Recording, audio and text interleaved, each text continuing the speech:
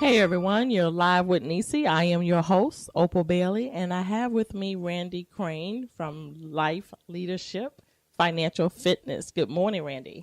Good morning, Opal. How you doing? I'm excited to be here. I'm glad you're here as well. So, hey, can you tell us a little bit about yourself? Sure. For the past 15 years, I've been in my own business. I got married over 20 years ago. We had our anniversary 20 years ago, or this past December for 20 years. And I really enjoy the outside sports. I enjoy outside activities. I enjoy fishing and hunting and just having a good time and being with family and just enjoying life and helping people. Well, I see that you're a part of Life Leadership, right? So Yes. You're the representative. And so tell me how you involved your life leadership requirements and responsibilities along with your family, because you're doing a whole lot right now. So what is Life Leadership?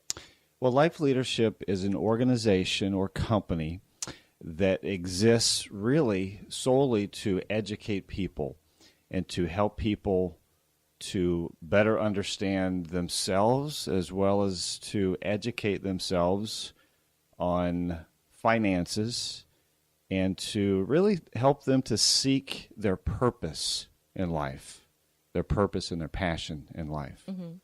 And so I got introduced to this organization, this information, about 3.5 years ago, and it came at a great time. I was at probably one of the lowest times of my life, and some folks entered my wife and I's lives and just began to kind of mentor and coach and kind of give us some direction. And we were at a time that was really low, and so that connection, that information, that community of people made a huge impact in our lives, and we're just very, very thankful to the Lord that He provided that at that point. What situations were you in? You said that you were in a low. Yes. Could you explain that a little bit? Absolutely. I'd been in my own business for many, many years as an entertainer and loved entertaining, loved getting up in front of a crowd, and I had built a business really all across the country. And we bought a house. We had a nice sized mortgage and a lot of debt, and we thought we were living the American dream. We on the outside, we had it going on. Everybody looked at us as, wow, you've got a great life and great lifestyle. But my parents had moved in with us, but the reason why is their health was kind of failing, and so we began to help them and kind of be there for them. And through a process of a couple of years, my parents both ended up passing away, going to be with the Lord, and within about 6 months of each other. And that was probably the hardest time in my life. And began really, the only real consolation that I could get through that time was just to get on my knees and ask God for strength and to get through it. But He provided some folks that came into our lives and began to really kind of mentor us and share with us that there was hope. There was a way that we could not only get out of our financial burden and struggles that we were facing, but also to begin a healing process inside. And so we began to kind of partner up with these folks and begin to learn and begin to grow inside and kind of rebuild ourselves and to figure out really why God put us here and what our passion or what our purpose is. And we began to figure out that there's so many other people out there that were just like us, that were in financial debt, but that's not really the right word. It's more distress, I think.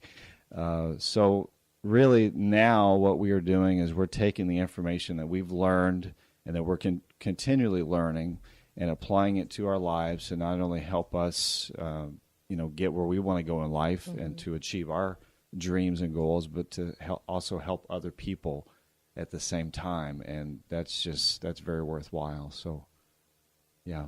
So how did they help you, the couple that came into your life with Life Leadership? What did they walk you through a program? Did they counsel you? What exactly did they do to help you to get Yeah. out of your financial distress? Well, great question. First, they just began to get to know us, build relationships with us, and to ask us some really important questions. Opal, they began to ask us, where you are right now. Is that where, are you happy? Are you content where you are financially? And the answer was no. I wasn't. I was always looking for more. I was always looking for a way to better ourselves financially. And so they began to share with us some financial information through this program and through this organization called Life Leadership. And the other way that they helped us is through there's a program that we call personal development, personal and professional development. So they just really began to give us resources and tools that we could begin to grow and develop ourselves through reading, some positive books, through listening to some positive audios, through associating with a community of people who were like-minded and who were going in the direction that we wanted to go. And so we had to grow and develop ourselves. And, what we began to find, Opal, is that around us in the world, most people are not on a regular basis working to improve themselves. They're caught up just in sort of a rat race of trying to make a living instead of constantly improving themselves and developing their skills, developing their leadership, developing a better marriage, developing better parenting skills. We're kind of caught up in a society that just focuses on, get up, go to work hard, work the rest of your life, and, just keep your nose to the grindstone. And so Steve and Jan, which was our coaches, they began to really ask us some questions and ask us, where do you want to be in 5 years? What do you want your life to look like? What is your purpose? Why are you here on this earth? Why did God bring you to this point, and where do you see yourself in 5, 10, 15 years down the road? And those weren't questions that we really ask ourselves. We went to church on a regular basis. We were, reading our Bibles. We were, working at doing the right things. But those kind of questions we really never considered. And so this information with Life Leadership really turned us around, made a huge difference in our lives. And we're so thankful now. So how are you personally involved in Life Leadership? What are you doing? Well, that's a great question. We do three things, really. We read, we listen, and we associate. So as we connect with other people, we really work at trying to get to know people and figure out, where they are and where they want to go. But it really starts with learning. And so my wife and I, on a regular basis, we read. We, not only from our Bibles, but also from other books, other positive books on leadership principles, on relationship principles, on financial principles, on things that grow us inside. Because when we look at somebody else, we're really only seeing 10% of who they are, because 90% of them is hidden from us inside. And and as we're in our job, in our corporate world setting, the biggest improvement that we can make is by bettering ourselves so that we can better relate to the people that we're working with. And so, so really the personal development and the professional development that we provide helps people become the best they can be. We live in such a world that it accepts mediocrity. And we really work at and strive to be excellent in what we do. And so when we encourage people to read, most people get out of school or get out of college and they say, I'm never going to pick up another book and read it again. And so we encourage people to continue that skill of reading and learning and developing themselves, because whether you're in the job, in the marketplace, or whether you're working to build an asset for your future, bettering your life and honing those skills is what it's really going to take. If you look at successful people in the world today, they have a constant improvement plan. They are constantly bettering their lives. And so, we encourage people to start that process of learning and growing and continue that process so they can not only be better at their work environment, but continue to grow so that they can grow their success and grow their wealth in life. And so reading is a big part of what we do. We encourage people to listen to audios, to listen to positive messages coming in. I just heard some statistics recently that the average person looks at their cell phone 150 times in a day.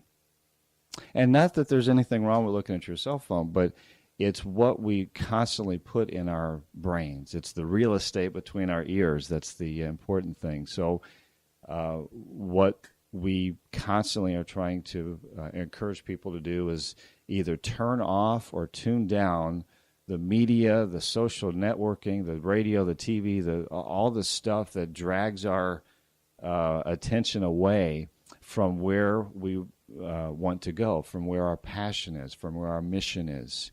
And so in order to become the type of person that you need to be successful in the future, you have to grow into that. And so listening is a big part. So what we do on a regular basis is listen to audios. We have successful leaders within our organization that have CDs and messages that we listen to and that we learn from, as well as association. So we read, we listen, and we associate. We get around people who are like-minded, who have the results on the tree, if you will, of what they have done in their life, and so we want to emulate that.